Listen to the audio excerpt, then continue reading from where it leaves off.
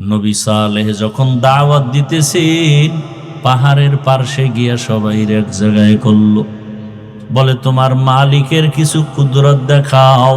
কি দেখতে চাও? বলে পাহাড়ের পাথরের পাহাড় থেকে একটা উটনি বের করে দেখাও।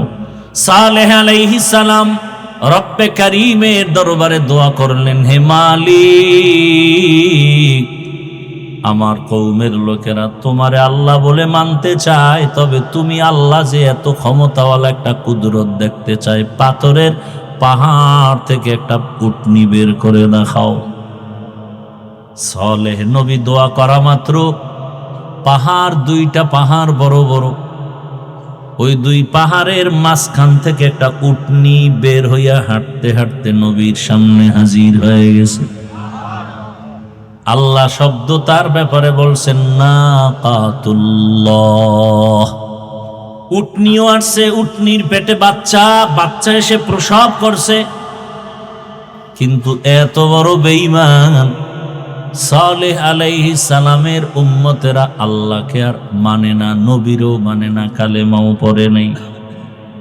আল্লাহ কয় অন্যায় করার সীমা আছে, সীমা লঙ্ঘন করে ফেলেছে, এখন আর আমি বরদাস্ত করব না।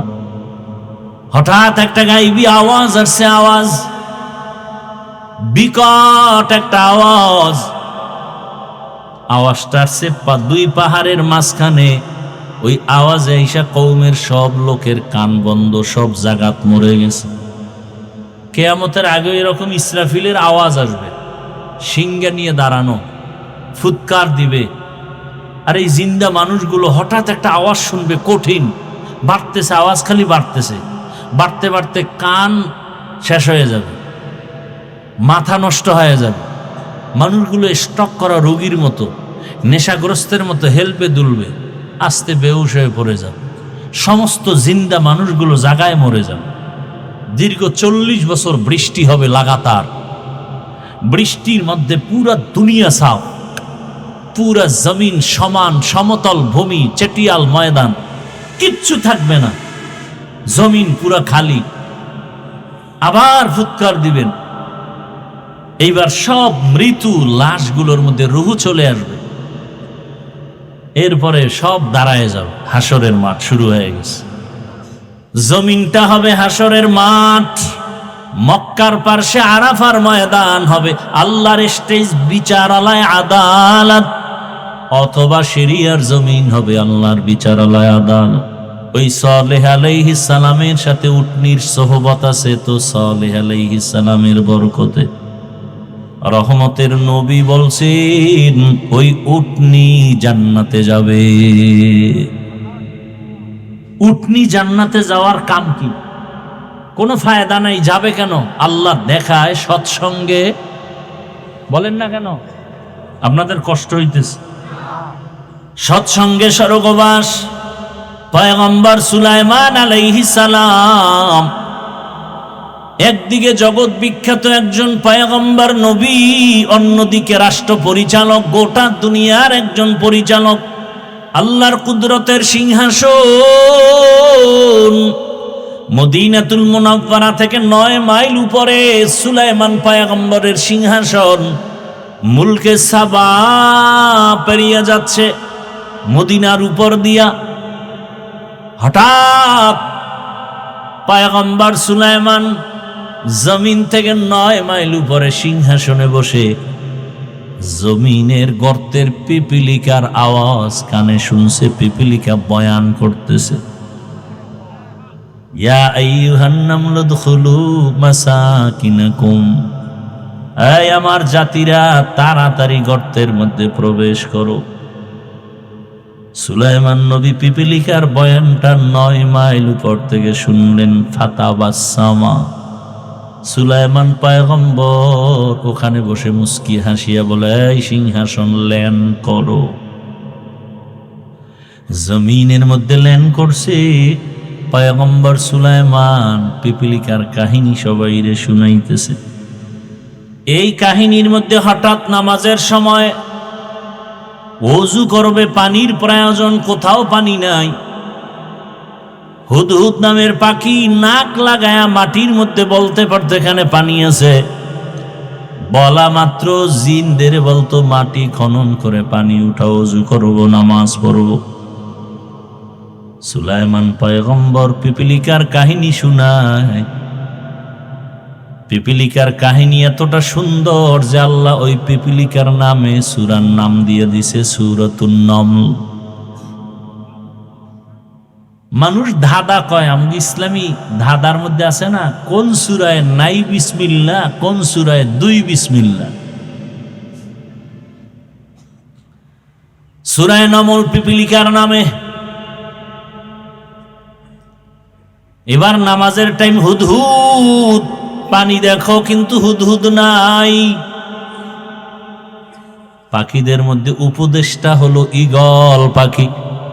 উপদেষ্টারে কয়, তোমার অধীনস্থ হুদহুদ গেল কোথায়? পানি দেখাবে, জিন দিয়া পানি উঠাবো, ওযু করবো, নামাজ পড়বো।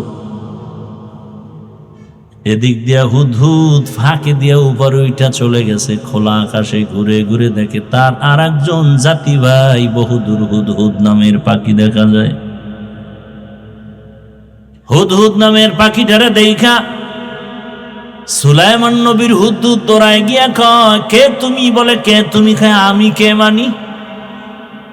আমি তো সুলাইমান নবীর অধীনস্থ প্রজা। সুলাইমান কে? সুলাইমান কে মানি?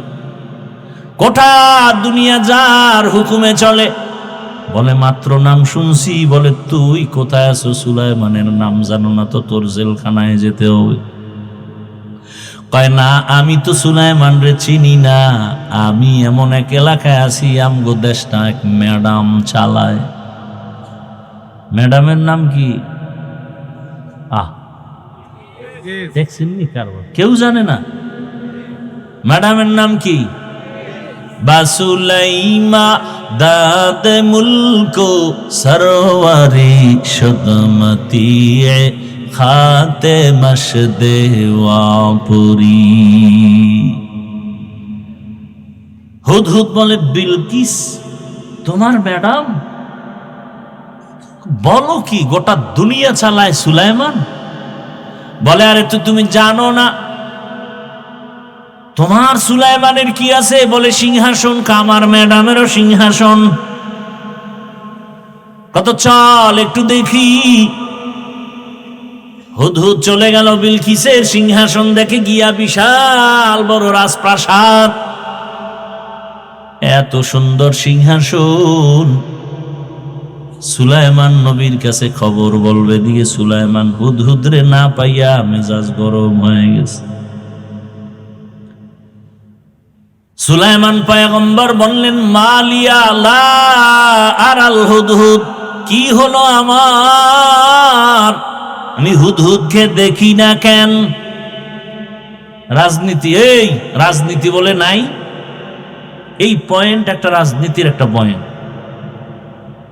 আমাকে কোরআন দাও, আমি সুলাইমান বিলকিসের ঘটনা শোনাবো 1 মাস লাগায়া। তাফসির করবার তোমরা বাংলাটা ধরো। খোদার কসম, রাজনীতি কাকে বলে, কত প্রকার কি কি আমি সুলাইমান আর বিলকিসের ঘটনা দিয়ে শোনায় যাব। আমাকে দাও। ইউসুফ আর জুলাইখার ঘটনা দিয়ে রাষ্ট্রনীতি কাকে বলে দেখায় যাব, ধরে ধরে দেখায় যাব। দাও আমার হাতে। তুমি আমার কোরআনটাকে দুর্বল বানিয়েছো। আমার কোরআন তো দুর্বল না। ইসলামে সব আছে, রাষ্ট্রনীতি নাই, এ কথা বলে আমার ইসলামটাকে খাটো করবা, মেনে নিতে পারি না। আমার ইসলাম তো এমন, দুনিয়াতে যত নীতি আছে সব, সমাজনীতি, পরিবার নীতি, রাষ্ট্রনীতি, অর্থনীতি, যত নীতি আছে সব নীতির থেকে শ্রেষ্ঠ নীতি হলো ইসলামের নীতি। ইসলামে অর্থনীতি নাই? হ্যাঁ। ইসলামে সমাজনীতি নাই? ইসলামেই তো সমাজ কায়েম করছে তো ইসলাম। জুমার দিন মসজিদে কেন যাও? বাইতুল্লাহর দিকে ফিরিয়ে কেন নামাজ পড়ো? পূর্ব দিকে কি আল্লাহ নাই? না কেন? দক্ষিণে আল্লাহ নাই? উত্তরে আল্লাহ নাই? নিচে আল্লাহ নাই? উপরে আল্লাহ নাই? সমুদ্রে আল্লাহ নাই? তাহলে বাইতুল্লাহর দিকে কেন নামাজ হবে? কেন? ভালো করে বুঝো সমাজনীতি কাকে বলে। ইসলামের সমাজনীতি পারফেক্ট এবং পিওর। ইসলামের অর্থনীতি পিওর নীতি এবং পারফেক্ট। আল্লাহর জাতের কসম, এই জমিনে যতদিন পর্যন্ত ইসলামের অর্থনীতি চালু হবে না, ততদিন পর্যন্ত অর্থনীতির প্রতিবন্ধিতা এবং প্রতিবন্ধকতা ঝামেলা মুক্ত দেশ হবে না। আমি মসজিদে না ঢুকলে লজ্জা পাই, আর আপনি কেমন মুসলমান যে মসজিদে ঢুকতে লজ্জা পান? আমি পর্দা না করলে লজ্জা পাই, আপনি কেমন মুসলমান যে পর্দা করতে গেলে লজ্জা পান? বিষয় কি? কোন মিস্টেক হয়ে গেছে আমাদের? মিসগাইড হয়ে গেছে মাঝখানে একটা। কি সমস্যা? রসুল ১,৫০০ বছর আগে বলে গেছেন, ওই সমস্যা হলো দুনিয়ার লোভ। কিসের লোভ? দুনিয়ার লোভ। এই লোভ আবার ৩ প্রকার। কয় প্রকার? হুব্বে যা, হুব্বে মাল, হুব্বে নিসওয়ান। সম্মানের চেয়ারের লোভ। ক্ষমতার চেয়ার পাওয়ার জন্য জীবনে টুপি চিনে না, এখন টুপি দিতেছে। এরকম বুজুর্গ আসেনি আমাদের দেশে? কঠিন বুজুর্গ, টুপি কি জিনিস বুঝেই না, খালি এখন একটা ক্ষমতার চেয়ারটা কেমনে ধরবে ও মোটামুটি নিয়ত করে ফেলাইছে, অনেক যাইয়েই মদের বোতলটা ধরে লাইব। এখন টুপি কেন? দুনিয়ার লোভ। প্রথম প্রকার হলো হুব্বে যা, সম্মানের চেয়ারের লোভ। দ্বিতীয় প্রকার হলো সম্পদের লোভ, টাকা পয়সা। আমি হুজুর তো চেয়ার পামু কিনা জানি না, কিন্তু আমার মধ্যে আর এক লোভে পাইছে। কি? কি? টাকা। আমি যদি একটু চুপচাপ বয়ান করি, মাটির নিচের কবরের আযাবের বাস মোটামুটি হাদিয়া ঠিক। আমি জানি একটা ব্যক্তি ভালো করে তাকে চিনি, সে চোর। আমি জানি সে ধর্ষক, নারী পাইলেই ধর্ষণ করে, তার চরিত্র খারাপ। আপনি জানেন ওই লোকটা চোর, ওই লোকটা ডাকাত, ওই লোকটা জালেম। তার কাছে আপনি টাকা আমানত রাখবেন? যদি জানেন এই লোকটা চরিত্রহীন, ধর্ষক, তার কাছে আপনার নারী আমানত রাখবেন? হ্যাঁ, এটি বুঝেন? কিচ্ছু বুঝেন না। বুঝলে ঘুরে ফিরে আবার সেই নাপাক হাতের মধ্যে আসে কেন?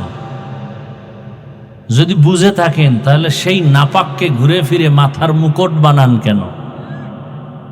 জানেন চোর, আপনি কেমনে বলেন তার চরিত্র ফুলের মতো পবিত্র? আপনি জানেন সে ডাকাত, সে জালেম, সে ধর্ষক, সে খুনি, আপনি কিভাবে জবান দিয়ে বলেন তার চরিত্র ফুলের মতো পবিত্র?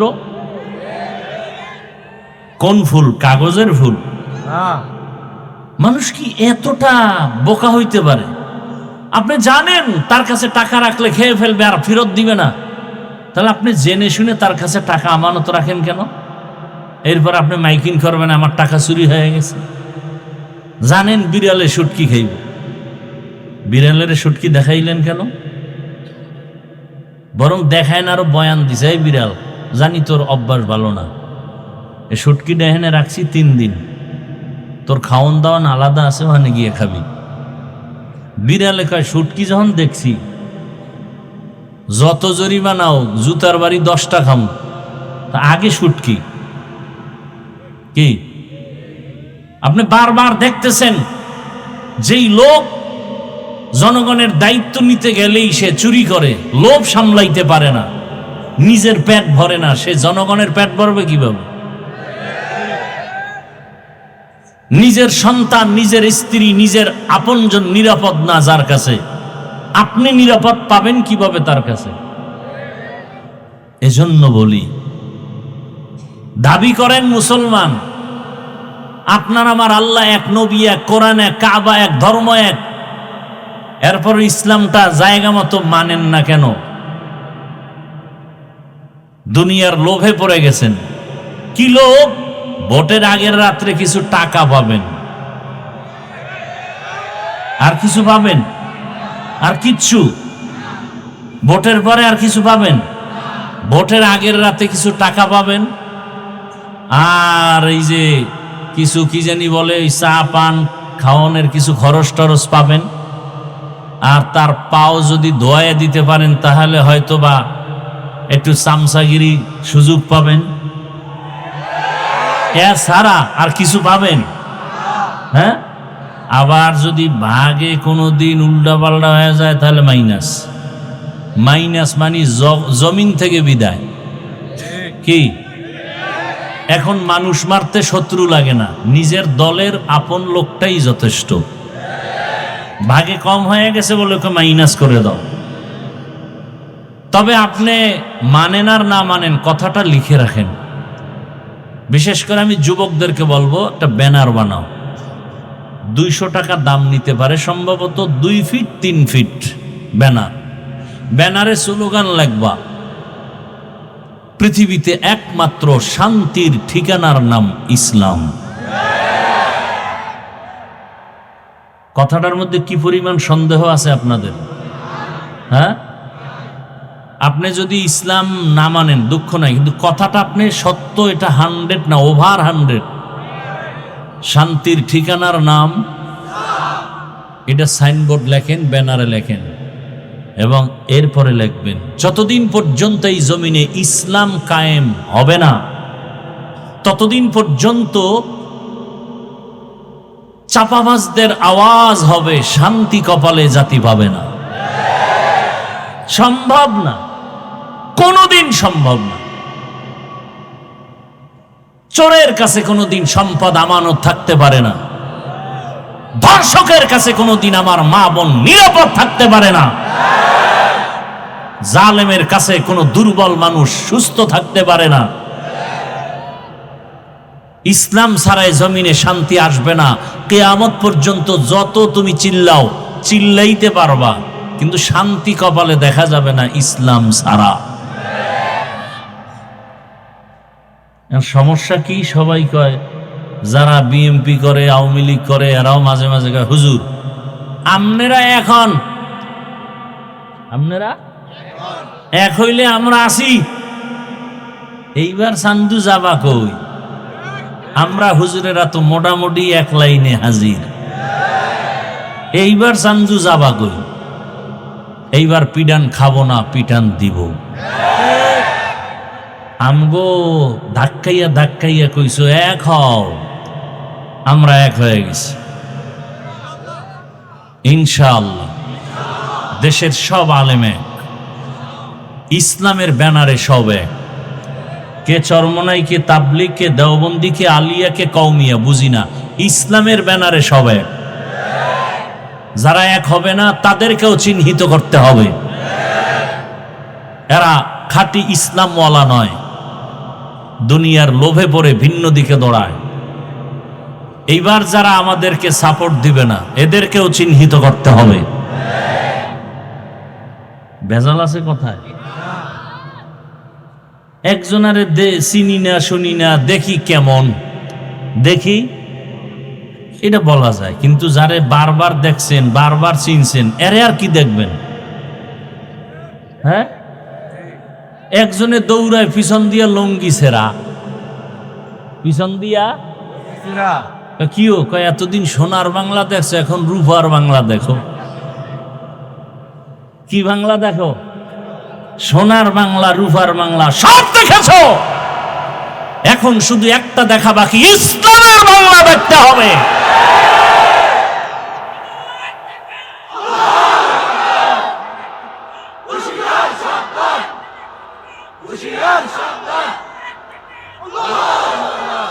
আচ্ছা, ইসলাম এবং কোরআন শরীফের মধ্যে কি রাষ্ট্রের বিষয় কোনো কথা আছে?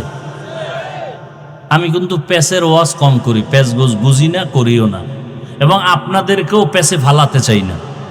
আমরা কোরআন মানি, তো সহজ কথা, কোরআন মানি, ইসলাম মানি। ওই ইসলামে কি রাষ্ট্রীয় ব্যাপারে কোনো নীতি আছে? সুলাইমান নবী গোটা দুনিয়া পরিচালনা করেছেন, ইউসুফ নবী মিশরের অর্থমন্ত্রী ছিলেন, জুলকারনাইন বাদশাহ গোটা দুনিয়া চালাইছেন। এই ঘটনা কোরআনে আছে না নাই? আপনার আমার রহমতের নবী মদিনার রাষ্ট্র চালাইছিলেন, আবু বকর, ওমর, ওসমান, আলী চালাইছেন। সোজা কথা, আমাদের আন্দোলন আল্লাহর কোরআন আর ইসলামকে টিকানোর জন্য। এই যেমন বাউল সাহেব, কি সাহেব, এরা দীর্ঘ যুগ যুগান্তর চলতেছে চলতেছে চলতেছে, কিন্তু সীমা লঙ্ঘন করার পরে আমার আল্লাহ ধরে বসছেন। কি আল্লাহ ধরায় দিছেন, সীমা লঙ্ঘন করলেই ধরা পড়ে যাবে, আল্লাহ ধরায় দিবেন। তা আমিও যদি করি আল্লাহ আমাকে ধরায় দিবেন। সব সহ্য করা যাবে, আমার আল্লাহ, আমার রসুল, আমার কোরআন, আমার ইসলামের বিরুদ্ধে কথা বললে তা বরদাস্ত করা হবে না।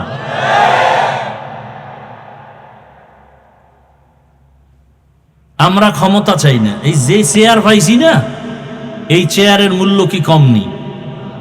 এমপি সাহেবের চেয়ার আজ আছে কাল থাকবে না, আর আমাদের এই চেয়ারের কোনো মেয়াদি নেই। আমি এখানে যাব কেন? একটাই কারণ, আজকে যে যা ক্ষমতায় গিয়া তারা ইসলামের বিরুদ্ধে কিছু না করুক, দেশ ঠান্ডা।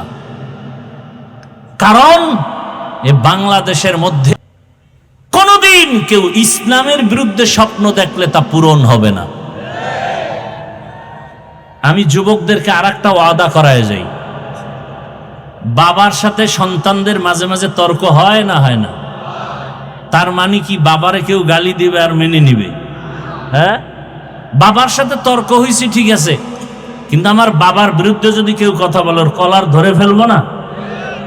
ঠিক আপনি ভাই, অনেকে এখানে আসি, আমরা সারা দেশেই অনেকে নামাজ ঠিক মতো পড়ি না, রোজা ঠিক মতো রাখি না, দাড়ি ঠিক মতো রাখি, কিন্তু আল্লাহ মানিত, ইসলাম মানিত।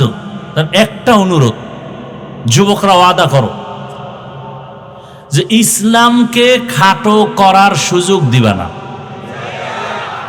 কেউ যদি তোমার সামনে বলে ইসলামে এই সমস্যা সেই সমস্যা, আস্তে কলারটা ধরবা, ধৈর্য ভাববে, এই বেঈমানের বাচ্চা, আমি দাড়ি রাখি না, নামাজ পড়ি না, ঠিক আছে, কিন্তু আমার ইসলামের অপমান করবি, চামড়া তুলে ফেলা হবে। পারবা যুবক বাবারা? তুমি নামাজ পড়ো না, তোমাকে পায়ে ধরে বুঝাবো। রোজা রাখো না, পায়ে হাত রেখে বুঝাবো। তুমি পর্দা করো না, বুঝাবো। কিন্তু ইসলামের বদনাম তোমার সামনে কেউ করবে, এটা সহ্য করা যাবে না, এই সুযোগ দেওয়া যাবে না। যে বদনাম করবে তার সাথে আমরা নাই, সোজা কথা। যারা আল্লাহর রসুলের ইসলামের বদনাম করবে এদের সাথে আমরা নাই। আমরা কালেমার পতাকার একসাথ হয়ে মুসলমান, পরিচয় আমাদের মুসলমান, কালেমার ব্যানারে আমরা এক, কালেমার ব্যানারে আমরা এক। আমার কথার মধ্যে কোনো ঝামেলা থাকলে বলো, আমি তওবা করি। আমার আল্লাহর কোরআনে রাষ্ট্রের ব্যাপারে কোনো কিছু নাই, তাহলে কেন আপনি আমার আল্লাহর কোরআনটা রাষ্ট্রের ব্যাপারে আলাদা রাখবেন, ইসলামটাকে আলাদা রাখবেন? নতুন আইন করবেন কেন? আল্লাহর আইন তো আছে রাষ্ট্র পরিচালনার ক্ষেত্রে, আপনি আলাদা করে কেন একটা হাঙ্গামা বাজাবেন, ঝগড়া লাগাবেন, অস্থিতিশীল পরিবেশ তৈরি করবেন? আল্লাহর উপর আস্থা ও বিশ্বাস নিয়ে কত আন্দোলন, কি দরকার কি? ইসলাম তো হিন্দুদের উপর আক্রমণ করে না, খ্রিস্টানের উপর আক্রমণ করে না, সব ধর্ম যার যার অবস্থানে থেকে পালন করবে। কিন্তু হিন্দু যদি বলে আমি ইসলামের লোক, এটা মানা যাবে না। বিষের বোতলের মধ্যে বিষ বিক্রি করবে, কোনো বাধা নাই। মধুর বোতলে মধু বিক্রি করবে, কোনো বাধা। বিষের বোতলে বিষ নিয়ে যদি মধু কয়া বিক্রি করে, সেখানে ভিডান কি? খ্রিস্টান তার ধর্ম অনুযায়ী চলবে, বাধা। ইহুদি তার ধর্ম অনুযায়ী চলবে, বাধা। হিন্দু তার ধর্ম অনুযায়ী চলবে, বাধা। যদি মুসলমান দাবি করে, আহমদিয়া মুসলিম জামাত দাবি করে, আর নবী মানে না, এমন কাদিয়ানীদেরকে আমরা বরদাস্ত করব? তুমি কাদিয়ানী হিসেবে থাকো, ইসলামের লেভেল লাগায় বদনাম করবে, সুযোগ দেওয়া যাবে? রাগ করছেন?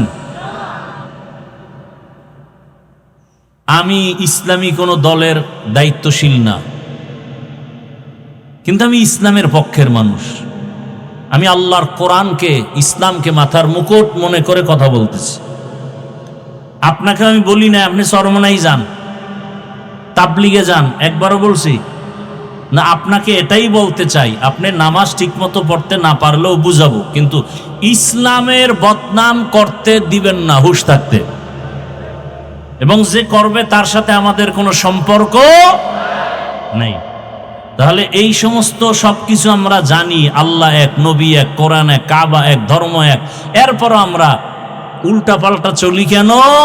দুনিয়ার লোভ। লোভ কয় প্রকার? সম্মানের চেয়ারের লোভ, সম্পদের লোভ, আর একটা হলো যৌবনের লোভ।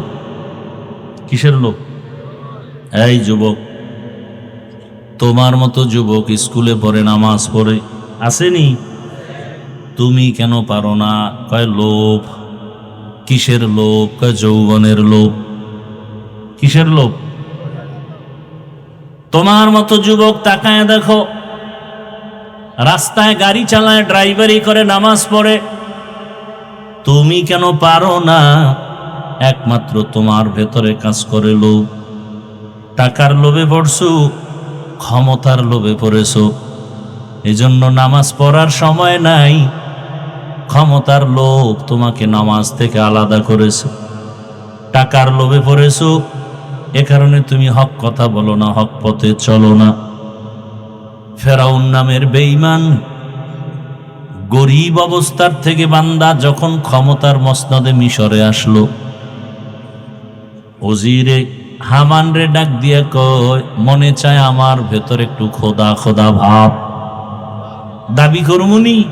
হামান বলে করো। করলে আর ছোট খোদা দাবি করে কি লাভ? বড় খোদা দাবি করি, আনা রব্বুকুমুল আলা। আমি শুধু খোদা না, সব থেকে বড় খোদা। ওই ফেরাউনের লাশটা পর্যন্ত মশা মাছি মাটি গ্রহণ করে নাই। ওই ফেরাউনের ঘরের মধ্যেই তার স্ত্রীর নাম কি? আসিয়ারে আমার আল্লাহ এমন ভাবে কবুল করেছেন, রহমতের নবী বলেন কিয়ামতের ময়দানে জান্নাতের মধ্যে আমি মুহাম্মদের সাথে আসিয়ার বিবাহ হবে। আরো আস্তে করে বল। অথচ এত বড় বেঈমান ফেরাউন, যে আল্লাহর সাথে চ্যালেঞ্জ দিয়ে নিজের খোদা দাবি করলো, শুধু খোদা না, সব থেকে বড় খোদা। আর তার ঘরের স্ত্রী আসিয়া এমন আল্লাহর কাছে দামি হয়ে গেছেন, নবীজি বলেন কিয়ামতের ময়দানে জান্নাতের মধ্যে আসিয়ার সাথে আমি মুহাম্মদের বিবাহ হবে। হাসরের মাঠে সব মানুষগুলো উলঙ্গ দাঁড়াবে, নারী পুরুষ উলঙ্গ দাঁড়াবে।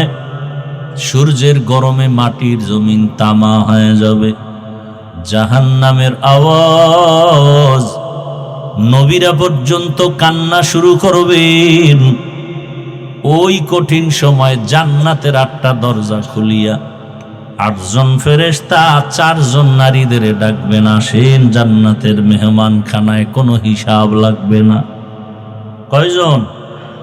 4 জন নারীরে ডাকবেন, কোনো হিসাব নাই, সূর্যের গরম লাগবে না। ওই 4 জন নারীর মধ্যে একজন হবে ফেরাউনের স্ত্রী আসিয়া। এত বড় বেঈমানের ঘরে থাইকা আসিয়া আমার মাওলাকে এত রাজি করে ফেলেছেন। মাওলাকে চেনার একটা সূত্র লাগে। আমি আমার মালিকের কেমন ভাবে চিনলাম? আমার বাবা আল্লাহর মোহাব্বতের বন্ধনে আবদ্ধ, অথবা আপনি বাবাও আল্লাহর পথে নাই, সন্তান আল্লাহর পথে আসছেন কেন? বলে একজন আলেমের সোহবত পেয়েছে, একজন তাবলীগওয়ালার বয়ান শুনছি, বহু ডাকাত পর্যন্ত নামাজি হয়ে গেছে। এত বড় বেঈমানের ঘরে, ফেরাউনের ঘরে আসিয়া কেমনে আমার মাওলার আশেকা হয়ে গেল? একমাত্র কারণ মুসা নবীর সোহবত পেয়েছে। মুসা নবী দুনিয়াতে আসবে, ফেরাউন স্বপ্ন দেখা পাগল হয়ে গেল, বলে এই মুসাকে আসতে দেওয়া হবে না, আমার খোদাগিরি নষ্ট করে ফেলবে। মুসা যেন দুনিয়াতে না আসে অ্যালার্ট জারি করে দিল, দুনিয়ার কোন নারীর গর্ভে বাচ্চা আসলে ছেলে হলেই হত্যা করে ফেলো। কিন্তু আমার মালিকের সিদ্ধান্ত, এই বেঈমান, আমি মুসারে পাঠাবো তোর ঘরে রাইখা বড় বানায়া তোরে সোজা করব। বান্দা চাইলে কিছু হয় না, আমার আল্লাহ চাইলে সব হয়। কাদের কুদরত দারি বরকামাল, আন্তা রব্বি আন্তা হাসবি যুল জালাল, তুহি কাদের জলিলুল্লাহ জাহাদা, বহর হালে তুহি মেরা নেগাহদার। ওই ফেরাউনের ঘরে আসি এত দামি হয়ে গেল মুসা নবীর সোহবত। মুসা নবীর একটু সোহবত লাগছে, আল্লাহ পাক জান্নাতের দরজার জন্য তাকে কবুল করে ফেলেছেন। সালেহ আলাইহিস সালাম একজন নবী, তার সোহবত পাইছে একটা উটনি। আল্লাহর কোরআনে ঘটনা আছে, রহমতের নবী বলেন সালেহ আলাইহিস সালামের যুগের উটনি। কওমের লোকেরা এত বাঁকা, নবী সালেহ যখন দাওয়াত দিতেছে পাহাড়ের পার্শ্বে গিয়া সবাই এক জায়গায় করলো, বলে তোমার মালিকের কিছু কুদরত দেখাও। কি দেখতে চাও? বলে পাহাড়ের পাথরের পাহাড় থেকে একটা উটনি বের করে দেখাও। এতটা তেরা বাঁকা, এত উদ্ভট প্রশ্ন যেগুলো অসম্ভব। সালেহ আলাইহিস সালাম রব্বে কারীমের দরবারে দোয়া করলেন, হে মালিক, আমার কওমের লোকেরা তোমারে আল্লাহ বলে মানতে চায়, তবে তুমি আল্লাহ যে এত ক্ষমতাওয়ালা একটা কুদরত দেখতে চায়, পাথরের পাহাড় থেকে একটা উটনি বের করে দেখাও। সালেহ নবী দোয়া করা মাত্র পাহাড়, দুইটা পাহাড় বড় বড়, ওই দুই পাহাড়ের মাঝখান থেকে একটা উটনি বের হইয়া হাঁটতে হাঁটতে নবীর সামনে হাজির হয়ে গেছে। আল্লাহ শব্দ তার ব্যাপারে বলছেন নাকাতুল্লাহ, আমি আল্লাহর উটনি। শুধু উটনি আসে নাই, গর্ভে বাচ্চা। ইরাকের বর্ডার, সৌদি আরবের শেষ জায়গার নাম আল উলা, দেখতে গেছিলাম। সে এক রমজানে মদিনাতুল মুনাওয়ারা থেকে না মক্কা থেকে সাহারি খাইয়া বের হইলাম। দীর্ঘ সময় পাড়ি দিয়া সেখানে গেলাম গাড়ি টেনে। উটনিও আসছে, উটনির পেটে বাচ্চা, বাচ্চা এসে প্রসব করছে। কিন্তু এত বড় বেঈমান সালেহ আলাইহিস সালামের উম্মতেরা আল্লাহকে আর মানে না, নবীরও মানে না, কালেমাও পড়ে নাই। আল্লাহ কয় অন্যায় করার সীমা আছে, সীমা লঙ্ঘন করে ফেলেছে, এখন আর আমি বরদাস্ত করব না। হঠাৎ একটা গাইবি আওয়াজ আসছে, আওয়াজ বিকট একটা আওয়াজ। আওয়াজটা আসছে দুই পাহাড়ের মাঝখানে। ওই আওয়াজে ঈশা কওমের সব লোকের কান বন্ধ, সব জাগাত মরে গেছে। কিয়ামতের আগে এরকম ইসরাফিলের আওয়াজ আসবে, সিংহা নিয়ে দাঁড়ানো, ফুৎকার দিবে। আর এই জিন্দা মানুষগুলো হঠাৎ একটা আওয়াজ শুনবে, কঠিন, বাড়তেছে, আওয়াজ খালি বাড়তেছে, বাড়তে বাড়তে কান শেষ হয়ে যাবে, মাথা নষ্ট হয়ে যাবে। মানুষগুলো স্টক করা রোগীর মতো, নেশাগ্রস্তের মতো হেলপে দুলবে, আস্তে বেহুশ হয়ে পড়ে যাবে। সমস্ত জিন্দা মানুষগুলো জাগায় মরে যাবে। দীর্ঘ 40 বছর বৃষ্টি হবে লাগাতার। বৃষ্টির মধ্যে পুরা দুনিয়া সাফ, পুরা জমিন সমান সমতল ভূমি, চেটিয়াল ময়দান, কিচ্ছু থাকবে না, জমিন পুরা খালি। আবার ফুৎকার দিবেন, এইবার সব মৃত্যু লাশগুলোর মধ্যে রুহু চলে আসবে, এরপরে সব দাঁড়ায় যাবে, হাসরের মাঠ শুরু হয়ে গেছে। জমিনটা হবে হাসরের মাঠ, মক্কার পার্শ্বে আরাফার ময়দান হবে, আল্লাহর স্টেজ, বিচারালয়, আদালত, অথবা সিরিয়ার জমিন হবে আল্লাহর বিচারালয়, আদালত।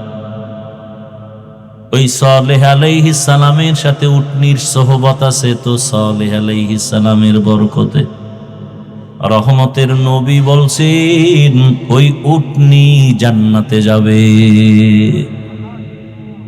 উটনি জান্নাতে যাওয়ার কাম কি?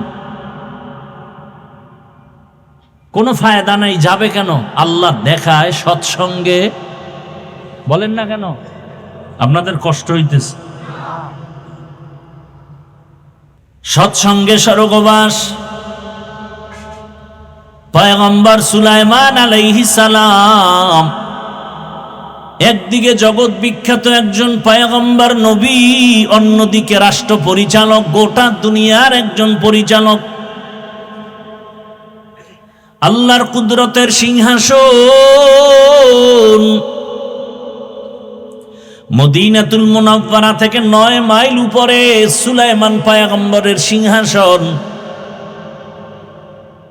মুলকে সাবা পেরিয়ে যাচ্ছে মদিনার উপর দিয়া।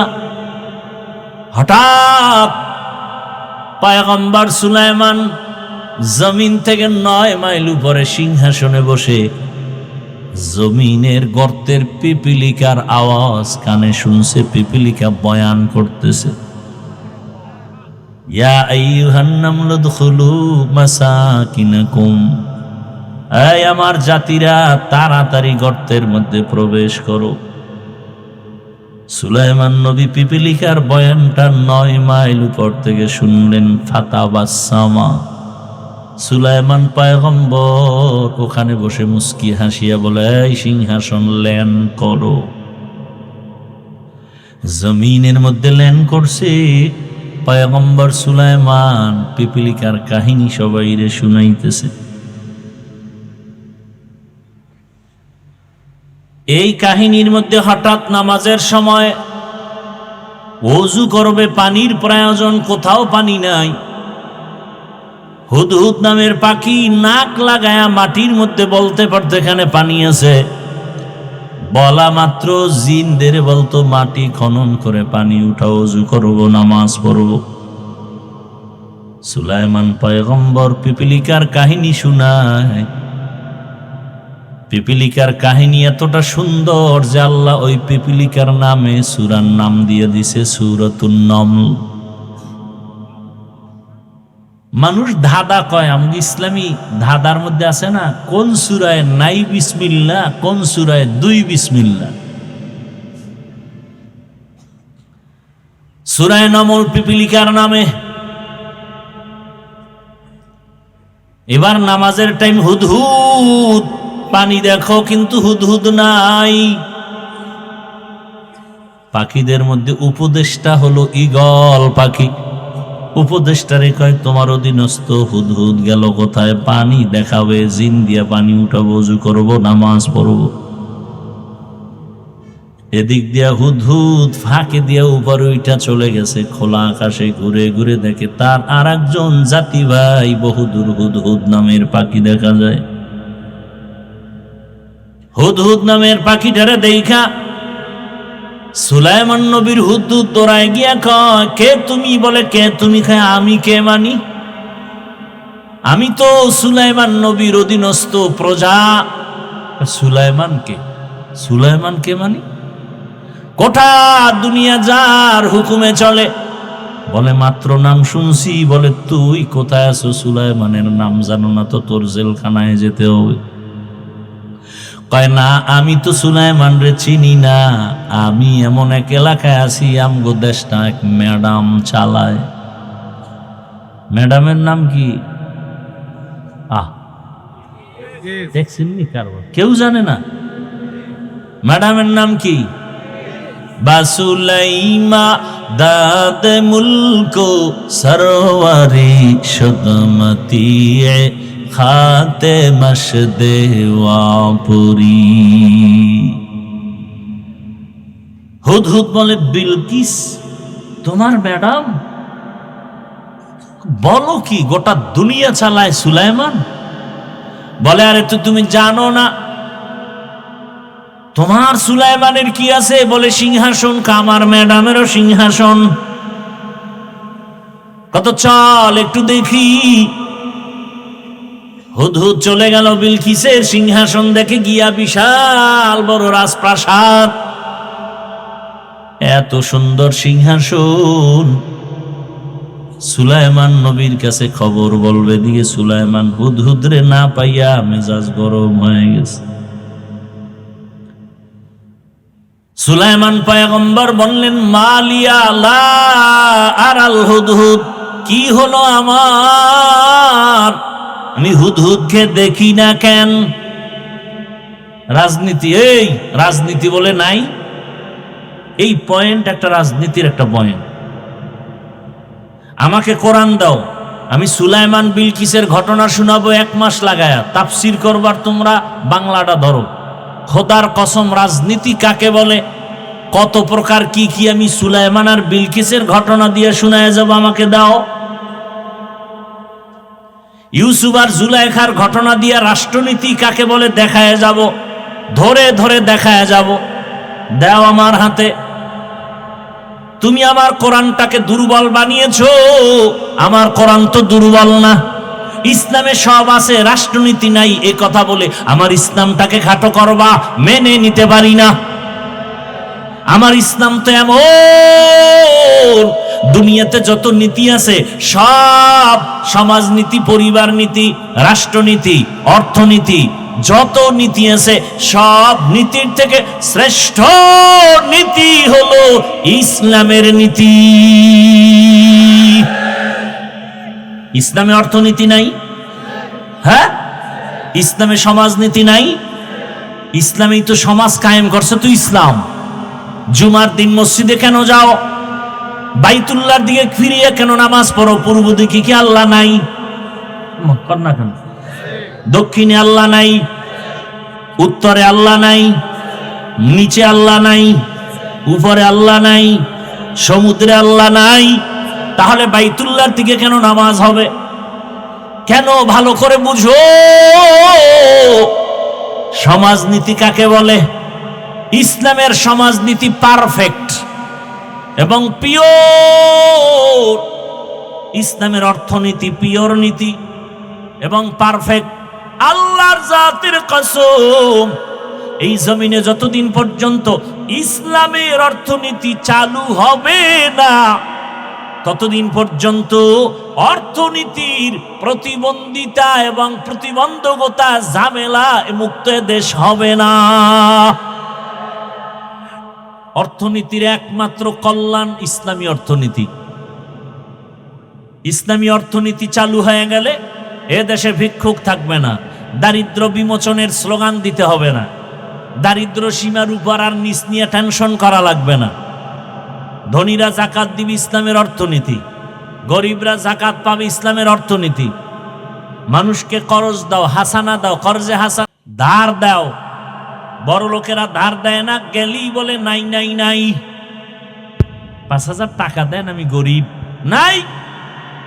কানের মধ্যে মুখ লাগায় গোপনে যদি বলা হয় সুদে দে, বড় লোক কয় লাখ নিবি বল, ঠিক নি? আফসোস, বড় আফসোস। আমার ইসলামটা কত পাওয়ারফুল, আলোচনা নাই, বুঝি না। মিয়া, ইসলামকে ঠকাবে, ইসলামকে নিচু করবে এমন কোন মায়ের সন্তান দুনিয়াতে নাই। আলোচনা নাই, বুঝি না, এজন্য মানুষ যা মনে চায় তাই বলে। পৃথিবীর শ্রেষ্ঠ অর্থনীতি ইসলামী অর্থনীতি, পৃথিবীর শ্রেষ্ঠ রাষ্ট্রনীতি ইসলামী রাষ্ট্রনীতি, পৃথিবীর শ্রেষ্ঠ পরিবার নীতি ইসলামী পরিবার নীতি। কি না আছে আমার আল্লাহর দিনের মধ্যে, কোরআনের মধ্যে, ইসলামের মধ্যে। হ্যাঁ, ইসলামে পেটনীতি নাই, দুর্নীতি নাই, ইসলামের মধ্যে মিথ্যা নাই, কারো উপরে জুলুম করা, ডাকাতি, চুরি নাই। এই জন্য সব চোর, সব ডাকাত, সব দুর্নীতিবাজ ইসলাম চায় না। ইসলাম যারা চায় না, খুঁজে দেখবেন সবগুলো ডাকাত, সবগুলো চোর। ইসলাম যারা চায় না, খুঁজেই দেখবেন ওরা সবগুলো দুর্নীতিবাজ। কারণ জানি ইসলাম আসলে চুরি করা যাবে না, ইসলাম আসলে দুর্নীতি করা যাবে না। এজন্য চোর ডাকাতের মাথা গরম, ইসলাম আসতে দেওয়া যাবে না। হ্যাঁ, রাতের আলো, চাঁদের আলো দেখলে খুশি ব্যবসায়ীরা, না চোরে খুশি নি। চোরে খালি তসবিহ লইয়া দোয়া এনুস পরে, আল্লাহ জীবনে চাঁদ না উঠতো। ঠিক নি? জিন্দেগি মে বন্দেগি তু করনা হে, जिंदगी में बंदगी तू करना है, जिंदगी बे बंदगी शर्मिंदा है, जिंदगी बे बंदगी शर्मिंदा। আমাদের ঈমান এত দুর্বল যে আমরা কোরআন হাদিসের কথা বলি, আপনি মানতে পারেন না, এটা আফসোস থাকবে না? তা তো নাই, বরং কইলাম কে মাথা গরম হয়ে গেছে। এত বড় নিমক হারাম, কইলাম কে হে, ওইটা মানতে পারে না। তা আপনি মানতে পারেন না ভিন্ন, কিন্তু আপনি আফসোস করবেন যে আরে হুজুরে তো ঠিকই বলল, আমি তো মানতে পারি না। এটা আফসোস। আফসোস না কইরা উল্টা বিরোধিতা করে। দেখেন, আমি যে বয়ানগুলো করলাম কোন দলের পক্ষ নিয়ে করছি? হ্যাঁ, ইসলামের পক্ষে বলছে। কথা বলেন না? ঠিকই এইভাবে কথাগুলো যদি আগামী শুক্রবার কোনো জুমার খতিব সাহেব মসজিদে চালু করে, যে হাফিজ ভাইয়ের মতো একটা ধাক্কা দিয়ে দেখি, কি কমিটি বলবে 1 মাসের ছুটি। কথা ঠিক নি? কেন বলে শিয়ালের হাতে মুরগি আমানত। কার হাতে? শিয়ালের হাতে মুরগি আমানত কয়দিন থাকে? 3 দিন। শিয়ালের কাছে মুরগি আমানত দিলে যা হয়, দুর্নীতিবাজ, চাঁদাবাজ, ঘুষখোর, মদখোর, এদের হাতে মাদ্রাসা, মসজিদ আর ধর্মের চাবি দিলে তাই হবে। दुनिया में हो दुनिया का तलबगार ना हो, बाजार से गुजर हो खरीदार ना हो, ये दुनिया एक मिसले कागज़ फूल है, ये दुनिया एक मिसले कागज़ फूल है, जिंदगी में बंदगी तू करना है, जिंदगी बे बंदगी शर्मिंदा है, जिंदगी बे बंदगी शर्मिंदा है। এ লঙ্গির ভিতরে গোবর রাখছে, গোবর, গোবর চিনেননি? লঙ্গির ভেতরে গোবর লাগার পরে পাক না না পাক? পাক করার জন্য কি লাগবে বলেন না কেন? আন্দাজে একটা বলো, কি লাগবে? পানি লাগবে। কি লাগবে? এখনো অচেনা পথ, লঙ্গির ভিতরে গোবর লাগছে, পানি কই পাই খুঁজতে খুঁজতে আধা ঘন্টায় পানি নাই, ঘাম বয়ে বয়ে জিমাইতেছে। একজনে একা, ভাই তুমি এত পরেশান কেন? কয় লঙ্গির ভিতরে গোবর লাগছে, পানি পাই না। তুমি কি পাগল নাকি? তোমার কাছেই তো পানি মজুদ। কি তোমার কাছেই তো স্পেশাল পানি আছে, নাম কি? পেশাব। ওই পানি দিয়ে ধুইয়া নাও। আহা, মগা তুই আধা ঘন্টা আগে কইছিলি আধা ঘন্টা আগে যদি বুদ্ধি দিতি এত পেরেশান কেন হইলাম। ওই বোকা প্রস্রাব দিয়া লঙ্গির গোবরটা যখন ধুয়ে ফেলছে, পবিত্র হলো কি হইছে? বরং নাপাক আরো ছড়ায় গেল। আমার ঘরটা নাপাক, আমার এই নিমসার এলাকা নাপাক, ময়লা। এখন যদি আমি একজন চরিত্রহীন ঘুষখোর মদ খাইয়া টাল হয়ে থাকে, মদ পান করে রাতের বেলা বৌরে মা কয়, এমন একজন চরিত্রহীন দুর্নীতিবাজারে যদি কামগো নিমসারটারে পবিত্র বানায়া দাও, তাহলে পবিত্র হবে না, নিমসার আরো আরো নাপাক হয়ে যাবে।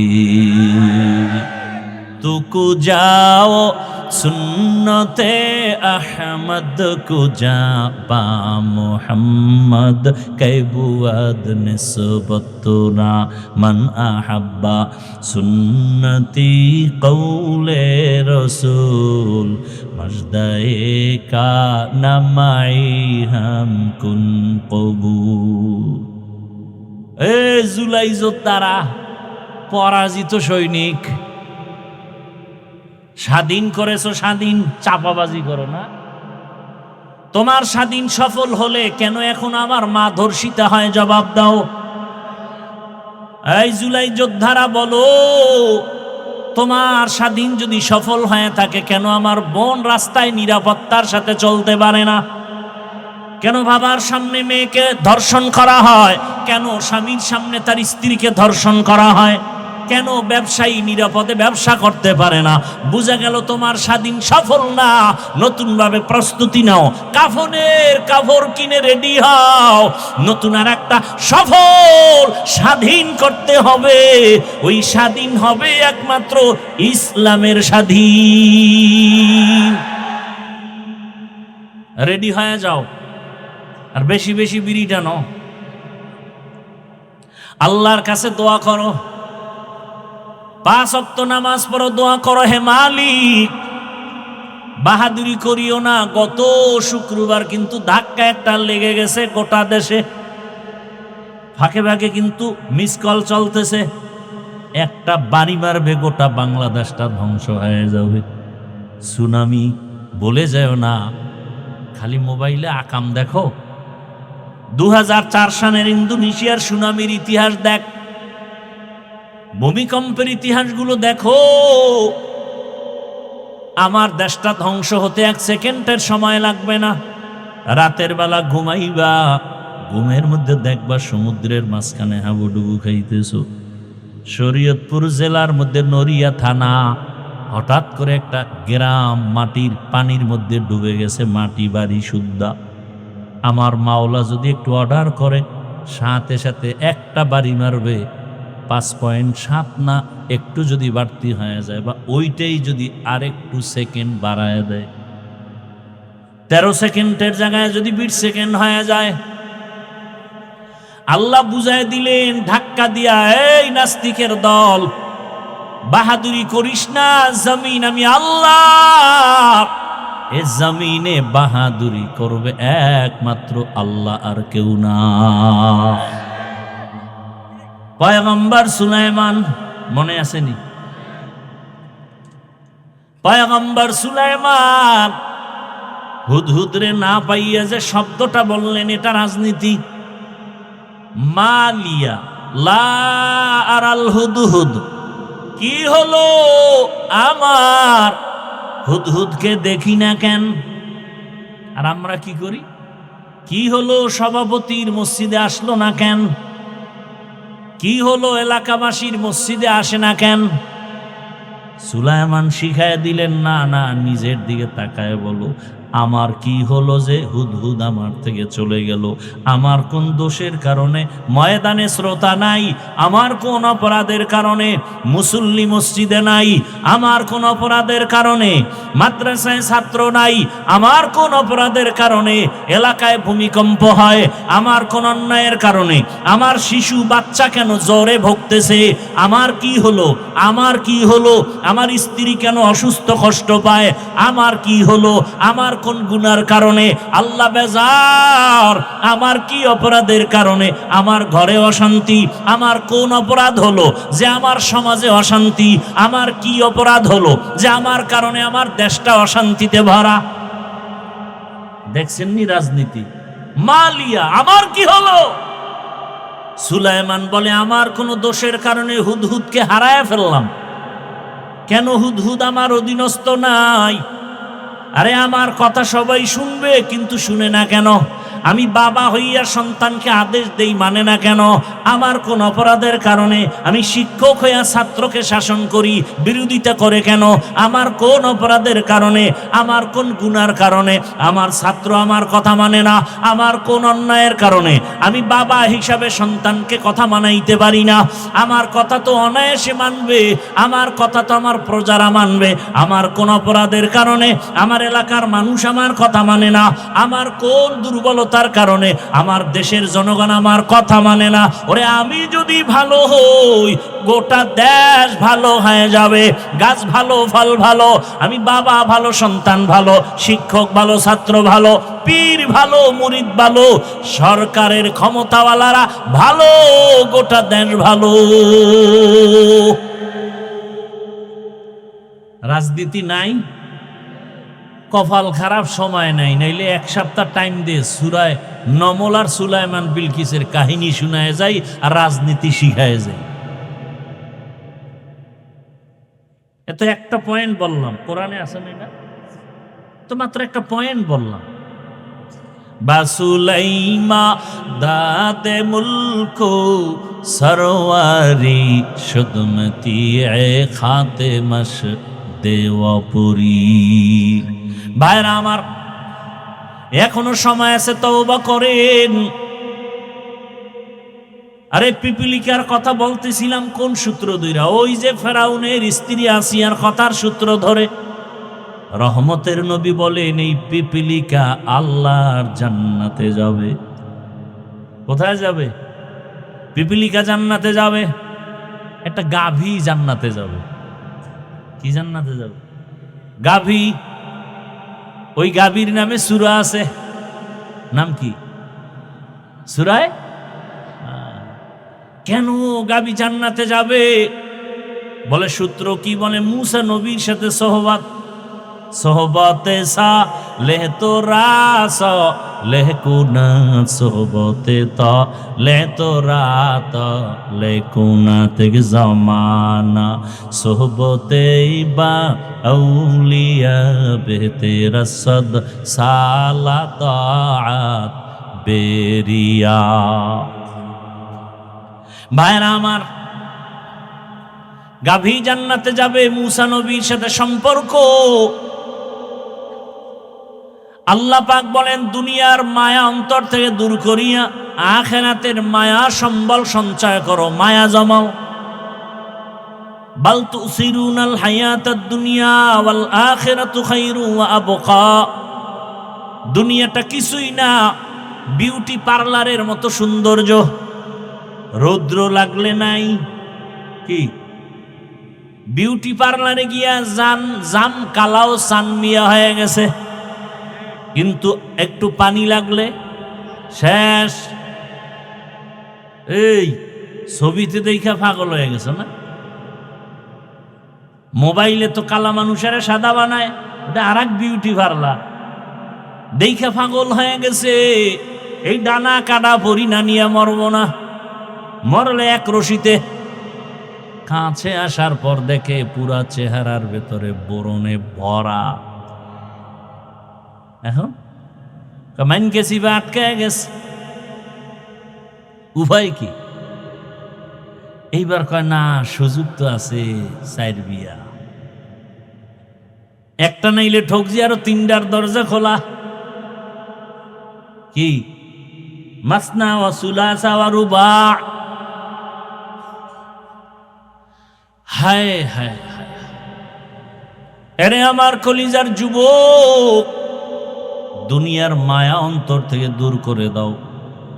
তুমি স্কুলে পড়ো, কলেজে পড়ো, চাকরি করো, ব্যবসা করো, ডাক্তার হও, ইঞ্জিনিয়ার হও, প্রফেসর হও, আমি দিল খুলে দোয়া করি তুমি ডাক্তার হও, ইঞ্জিনিয়ার হও, প্রফেসর হও, এসপি হও, ডিসি হও, ওসি হও, বড় ব্যবসায়ী হও, চাকরিজীবী হও, তবে একটা ছোট দাবি, বেয়াদব হইও না। তোমার ব্যবহারে যেন কোনোদিন আলেম কষ্ট না পায়, তোমার আচরণে যেন আমার আল্লাহ কষ্ট না পান, তোমার কোনো আচরণে যেন আমার রসুল কষ্ট না পায়, তোমার কোনো আচরণে যেন মা বাবা কষ্ট না পায়, তোমার আচরণে যেন কখনো কোনো শিক্ষক কষ্ট না পায়। কারণ মা বাবার কষ্ট তোমার জন্য কপাল পোড়ার বরদোয়া, শিক্ষকের মনে কষ্ট তোমার জন্য বরদোয়া। অন্তরে কষ্ট আসার পর একটা নিঃশ্বাস ফেললে তোর জিন্দেগি বরবাদ। মা যদি সন্তানের কথায় কষ্ট পেয়ে, আচরণে কষ্ট পেয়ে, নিঃশ্বাস ফেলে সন্তানের জীবন ধ্বংস। একজন শিক্ষক ছাত্রীর উপরে কথায় কষ্ট পেয়ে নিঃশ্বাস ফেললে জীবন ধ্বংস হয়ে যাবে। ওলামায়ে কেরাম যদি কষ্ট পায়, নিঃশ্বাস ফেলে জাতির কপাল পুড়ে যাবে। অতএব বাবা, তুমি স্কুলে পড়ো, কলেজে পড়ো, চাকরি করো, ডাক্তারি পড়ো, ইঞ্জিনিয়ারিং পড়ো, বাধা নাই। আদো বলা ডাক্তার হও, ইঞ্জিনিয়ার হও, প্রফেসর হও। ওরে তোমার মতো কত সন্তান doctor, engineer, professor, RAB, army, police, BDR, OC, DC, SP, 5 ওয়াক্ত নামাজ পড়ে নাই। বেশি বয়ানের দরকার নাই, এই কথাটা অন্তরে ঢুকাও যে আমার মতো জেনারেল লাইনের মানুষটা যদি স্কুলে পড়ে, কলেজে পড়ে, নামাজ পড়ে, আমার কপাল কেন খারাপ, আমি কেন পারি না? আমার মতো যদি জেনারেল লাইনের মানুষ চাকরি করে, ব্যবসা করে, নামাজ পড়ে, আমি কেন পারবো না? ও আল্লাহ, তুমি আমারে মাফ করে দেও। জীবনের শখ লাগাইয়া আশা পূরণ করতে গিয়া তো পার্কে কম দৌড়াইলা না, সারা রাত মোবাইল তো কম চালাইলা না। কত রাত্র মোবাইলে গুনাহ করেছ রে যুবক। পার্কে পার্কে কত দৌড়াইলা, দাড়ি কাটলা, নামাজ সারলা, এখনো কি আশা পূরণ হয় নাই? তোমার আশা কি আরো আছে? আরো কত রাত্র তুমি মোবাইল চালাইলে আশা পূরণ হবে বলো? আর কতবার দাড়ি কাটলে, নামাজ সারলে, বেপরদায় পার্কে দৌড়াইলে আশা পূরণ হবে বলো? এবং হায়াতের বাকি আছে কতদিন, তাও তুমি আমাকে বলো। এমন একটা দিন নাই পানির নিচে, গাড়ির নিচে, ঘুমের বিছানায় যুবকের লাশ পাওয়া যায় না। কয়দিন বাঁচবা জানা নাই। ওই ভূমিকম্পে একটু হলো 10 জনার প্রাণ চলে গেল। ও বাবা, তোমাকে আল্লাহ ঘুমের মধ্যে নিতে পারেননি? ঘুমের মধ্যে মরে না কেউ। তুমি যদি চিন্তা করো, তাহলে গানের তার কেমনে কানে লাগাও? যদি ভয় করতেছে, যদি এই ঘুমে আমি মরি, অনুনয় বিনয় করে বলবো, এখনো তওবা করো, ফিরে আসো আল্লাহর কাছে, মনে মনে তওবা করো, হে আল্লাহ, আর নামাজ ছাড়বো না, দাড়ি কাটবো না, বেপরদায় চলবো না। মা বাবার দোয়া নিয়া, শিক্ষকের দোয়া নিয়া, উলামায়ে কেরামের পরামর্শ নিয়া, নবীজির আদর্শ মেনে চলবো, আর কোনোদিন গুনার পথে যাব না। আল্লাহ আমাদের সবাইকে তওবাওয়ালা জীবন দান করেন, আমিন। আলহামদুলিল্লাহি রাব্বিল আলামিন। ওয়াসসালাতু ওয়াসসালামু আলা সাইয়্যিদিল আমবিয়াই ওয়াল মুরসালিন ওয়া আলা আলিহি ওয়া আসহাবিহি আজমাইন। ইয়া আরহামার রাহিমিন, ইয়া আরহামার রাহিমিন, ইয়া আরহামার রাহিমিন। রব্বিরহামহুমা কামা রব্বায়ানি সগীরা। اللهم إنك عفو كريم تحب العفو فاعف عنا. اللهم إنا نسألك رضاك والجنة ونعوذ بك من سخطك والنار. اللهم إنا نعوذ بك من البرص والجنون والجذام وسيء الأسقام. رب العالمين, গুনার বোঝা নিয়ে আপনার দরওয়াজায় আমরা হাজির। মেহেরবানি করে আমাদের জীবনের সব গুনাহগুলো মাফ করে দেন আল্লাহ। আয় আল্লাহ, এ মাহফিল কবুল করে নে।